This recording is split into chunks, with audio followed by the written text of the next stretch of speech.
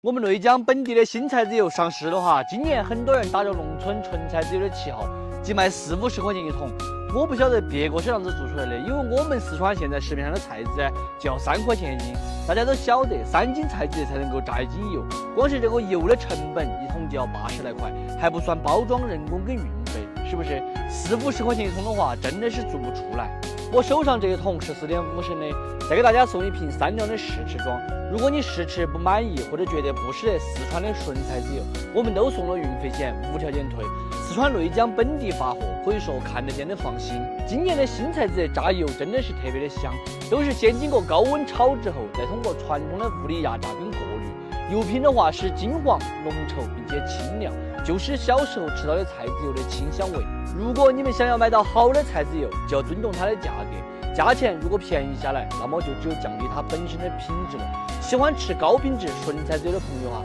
可以去告一下我们这款内江本地的纯菜籽油。